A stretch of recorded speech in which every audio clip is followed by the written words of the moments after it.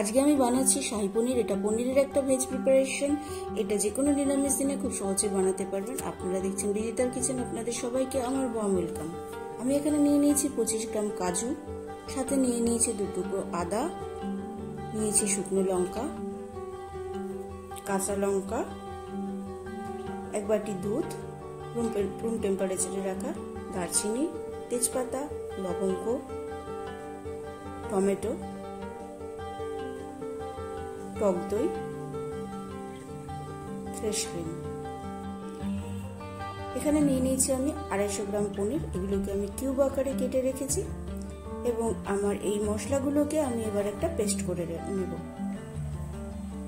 আমি এখানে তেল গরম করে নিয়েছি এবং সাথে দিয়ে দিচ্ছি স্বাদ মতো নুন, যাতে পনিরের মধ্যে নুনটা একটু অ্যাবজর্ব করে নিতে পারে। এবং আমি এক এক করে কেটে রাখা পনিরের কিউবগুলো আমি তেলে দিয়ে দেবো এবং হালকা হাতে এগুলোকে একটু ভেজে নিতে হবে। দেখতে হবে যাতে পনিরগুলো পুড়ে না যায়। লো ফ্লেমে এটাকে ভাজতে হবে। এবার পনিরগুলোকে আমি একটু গরম জলের মধ্যে দিয়ে দিচ্ছি, যাতে পনিরগুলো একটু সফট হয়। এবার আমি ফ্রাই প্যানে তেল দিয়ে দিলাম। তেলটা একটু গরম হতে দেব। এবার আমি এখানে দিয়ে দিচ্ছি 1 চামচ ঘি। ঘিটাকে একটু নেড়ে চেড়ে গরম করে নেব। দিয়ে দিচ্ছি 2টো শুকনো লঙ্কা, 2টো দারচিনি, এলাচ, লবঙ্গ, 2টো তেজপাতা। এবার এগুলোকে আমি ভালো করে ফ্রাই করে নেব। দিয়ে দিলাম 2-3টে কাঁচা লঙ্কা এবং আমার পেস্টটা আমি এখানে দিয়ে দিলাম। ভালো করে নেড়ে চেড়ে নিতে হবে। দেখতে হবে মশলাটা যাতে পুড়ে না যায়। পুরো রান্নাটাই আমাকে লো ফ্লেমে করতে হবে। এবং গ্রাইন্ডার দিয়ে জলটা আমি এখানে অ্যাড করে দিলাম, যাতে মশলাটা পুড়ে না যায়। এবার আমি ঢেকে রাখবো 2 মিনিটের জন্য। 2 মিনিট পরে এসে আমরা আবার এটাকে একটু নেড়ে চেড়ে দেবো।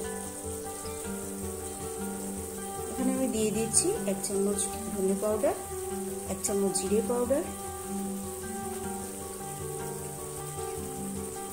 1 চামচ কাশ্মীরি লঙ্কার গুঁড়ো, দিয়ে দিচ্ছি টক দই। এবার এটাকে আমি ভালো করে নেড়ে চেড়ে নেব। মশলার কাঁচা গন্ধটা যাতে চলে যায় এবং দেখতে হবে যাতে মশলাটা পুড়ে না যায়। এবং অ্যাড করছি আমি ফ্রেশ ক্রিম।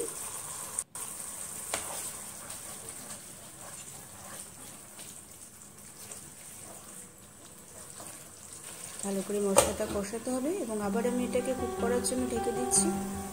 5 মিনিট কুক হতে দিলাম। 5 মিনিট পর আবার ফিরে এসে আমি এটাকে আবার একটু নেড়ে ছেড়ে দেবো। সাথে অ্যাড করছি স্বাদ মতো নুন।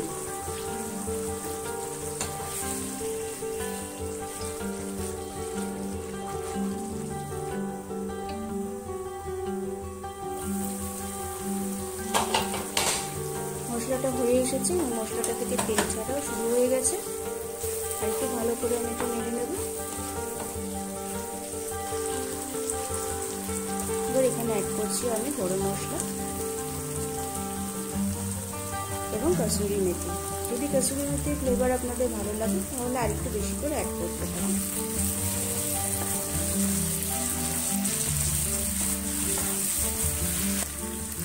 এবার আমি দিয়ে দেবো এখানে দুধ। আমি এখানে জল ব্যবহার করিনি।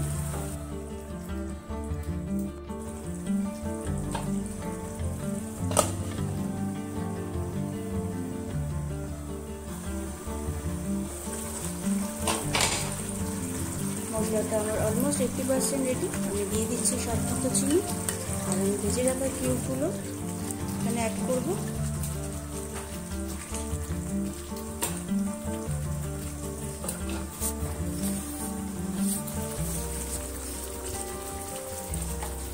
পনিরটা আমাদের হয়ে এসেছে। এবার আমি এখানে অ্যাড করছি হানি। তবে দেখতে হবে আমাদের ফ্লেমটাকে সঙ্গে সঙ্গে বন্ধ করে হানিটা অ্যাড করতে হবে।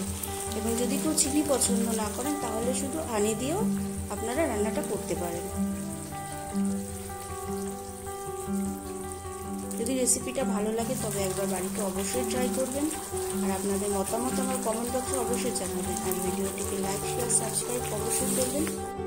আর যারা অলরেডি সাবস্ক্রাইব করে দিয়েছেন তাদেরকে আমার অসংখ্য ধন্যবাদ। আবার দেখা হবে আরেকটি নতুন রেসিপির সাথে। ভালো থাকবেন, সুস্থ থাকবেন। Thanks for watching.